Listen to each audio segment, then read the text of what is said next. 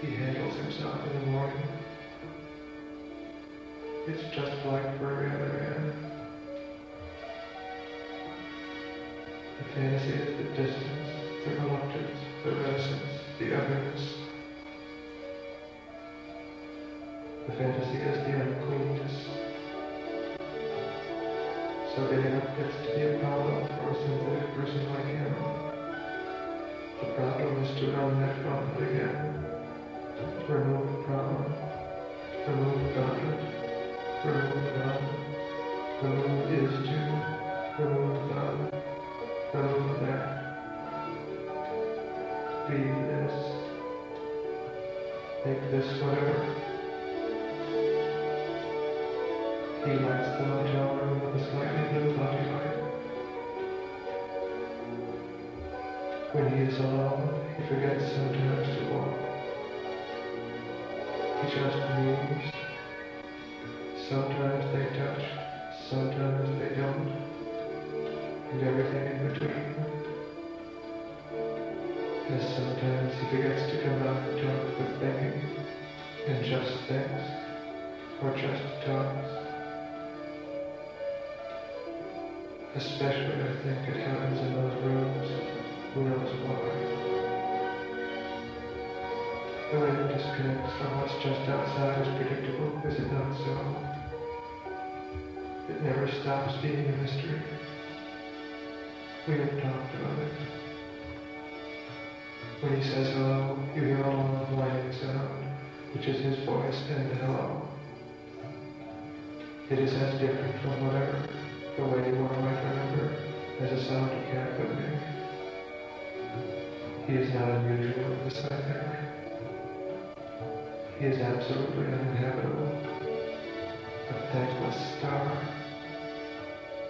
Remove star. Remove thankless. Remove A. Replace with. He has a special way of speaking, but it seems only to make him more like other men.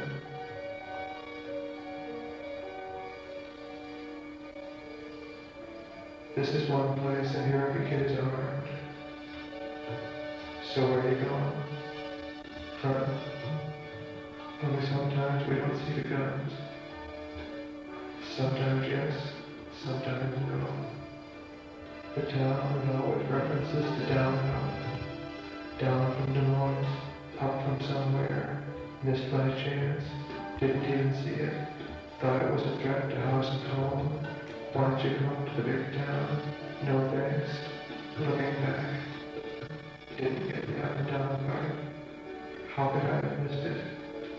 Get it on yourself, he said. Working against time was another thing he said. Here I am working against time.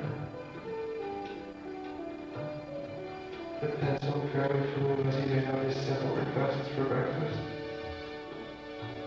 Room service, courtesy of the company. This is a record. I am sitting on a bench next to myself. Inside of me the words form. Come down out of a tree and fight like a man. 2 G's and eggs. This is not a record. This is a story. I want to say something about myself. I am not sitting on a bench next to myself, whatever that means.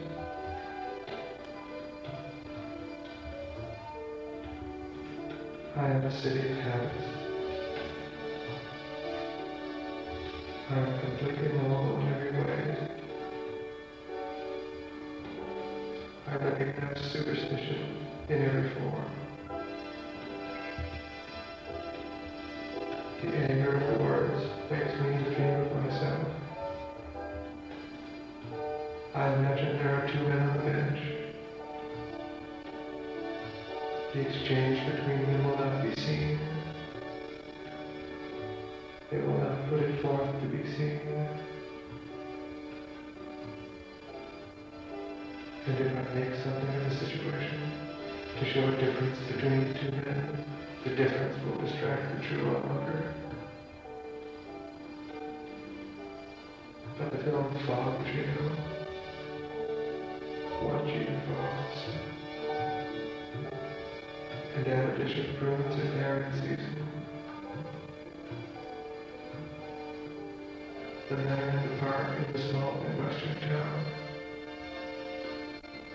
That is, the benches in the park. We know from West Test that the men are on the bench. They are old by doctor's standards. The park faces the courthouse of the county. The courthouse has about it the simple air of failure. An abandoned outpost. The park has sidewalks, fences, trees, grass, and a statue of a man and a horse at war. Or ready for war. They are alone with their objections. The sculptor has made the horse look stupid. The man's jaw is firm. The time is late morning in early summer. The sun shines. In this scene there are two shots. The park and all its details, frozen, broken on the right edge, sometimes up to 2/3 across the frame by the body of a person, very close, blurred, moving almost rhythmically. We have just begun and already we are stuck, working against time, as they say. The camera is obsessed with what it sees. The park, the ragged edge. Nothing moves, except the edge. The edge moves. It's as if there is no other place. His mind races. 1G in fogs, 2Gs in eggs. When the two men spoke, they spoke about permanence and impermanence. They noted that there were certain things which were impermanent, and other things to which the term impermanence did not apply. Thus they came to make a great division between that which is impermanent and that which is permanent. Everything in this transitory category turned out to be the particulars of our existence, and these were divided into physical, mental, and others which were neither physical nor mental. Among those particulars which were neither physical nor mental, they listed attainment, aging, and coincidence.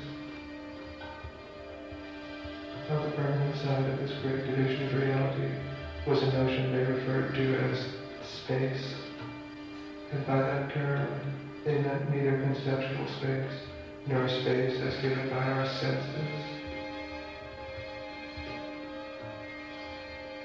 They meant connections. They decided that such space is irreducible and not transitory.